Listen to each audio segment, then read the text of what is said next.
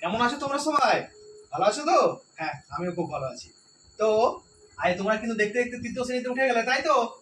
কিসে উঠলে? তৃতীয় শ্রেণীতে, তাই তো? আচ্ছা, প্রার্থনার সময় কিন্তু তোমাদের তারিখ বলে দেওয়া হয়েছিল, তারিখটা কেউ বলতে পারবে আমাকে? ঠিক বলেছো, আজ হচ্ছে 4-10-2025, তাই তো? 2025। আচ্ছা, আমরা কিন্তু আগের দিনে বাংলা নিয়ে আলোচনা করেছিলাম, তাই তো? কি নিয়ে আলোচনা করেছিলাম বলো তো? বাংলা নিয়ে। আজ কিন্তু আমরা কি করব? ইংলিশ নিয়ে আলোচনা করব, তাই তো? হ্যাঁ, ইংলিশ নিয়ে আলোচনা করব। তার আগে রাহুল, তুমি বলো তো, আগের দিনে বর্ণমালা থেকে তুমি দুটি আমাকে স্বরবর্ণের নাম বলে দেখাও তো। কি বলছো? অ আ। ঠিক বলেছো। অ স্বরবর্ণ তাহলে দুটি কি? অ আর আ, তাই তো? আচ্ছা রিমা, তুমি দুটি ব্যঞ্জন বর্ণ বলে দেখাও তো। কি বলছো? ক খ। হ্যাঁ, ঠিক বলেছো। দুটি ব্যঞ্জন বর্ণ হলো ক আর খ, তাই তো? ঠিক বলেছো। আচ্ছা, আমরা তাহলে আজ কি বলেছি? ইংলিশ নিয়ে আলোচনা করব।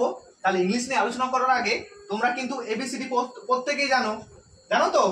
আচ্ছা আচ্ছা, এবিসিডি গুলা দেখো, এই এবিসিডি গুলো দুটি ভাগে ভাগ করা যায়, ঠিক আছে? দুটি ভাগে ভাগ করা যায়। এই দুটি ভাগে ভাগ করে যাওয়ার আগে আমরা তোমাদের একটা ছোট্ট গল্প বলবো। ছোট্ট গল্প হলো যে এক গ্রামে দুই দল বন্ধু ছিল, তাই তো? দুই দল বন্ধু ছিল। তো এক দল বন্ধু অপরজনকে খুব সাহায্য করতো, আর এক দল ছিল তারা কিন্তু কাউকে সাহায্য করতো না, ঠিক আছে? তাহলে যারা সাহায্য করতো তাদের ইংরেজি বর্ণমালায় তাদের কি বলা হয়? ভয়েল। আর যারা সাহায্য নিত তাদেরকে বলা হতো কনসোনেন্ট। তাহলে আজকের পাঠ কি আমাদের? ভয়েল আর কি? ভয়েল অ্যান্ড কনসোনেন্ট। Okay, consonant. আচ্ছা, এই যে ইংরেজি বর্ণমালাটা পুরোটা রয়েছে, একে ইংরেজিতে কি বলা হয় জানো? কি বলা হয় জানো না? হ্যাঁ, আমি বলে দিচ্ছি। ইংরেজিতে বলা হয় অ্যালফাবেট। কি বলা হয়? অ্যালফাবেট, তাই তো? আর এই যে A B C D, A B C D, এই প্রত্যেকগুলোকে কি বলা হয় জানো তো? এই প্রত্যেকগুলোকে বলা হয় লেটার। কি বলা হয়? লেটার। আচ্ছা, এগুলো তো তোমরা সব জানো। আজ কিন্তু আমরা জানবো কিন্তু ভয়েল এবং কনসোনেন্ট সম্পর্কে, তাই তো? দেখো, আমি কি বললাম? ভয়েল এবং কনসোনেন্ট কয়টি ভয়েল আছে দেখো। আমি কি বললাম? যে একদল খুব সাহায্য নিত আর একদল সাহায্য নিত না। যারা সাহায্য নিত না তাদেরকে বলবো আমরা ভয়েল, আর যারা সাহায্য নিত তাদেরকে বলবো আমি কনসোনেন্ট। ওকে, দেখো আমি উচ্চারণ করছি এ, এ উচ্চারণ করছি, কোনো বর্ণ আসছে কি তার সঙ্গে? আসছে না। দেখো এ লিখলাম, কিন্তু যখন আমরা বি উচ্চারণ করব, কি উচ্চারণ করছি? বি। দেখো বি এর সাথে কিন্তু ই যুক্ত আসছে।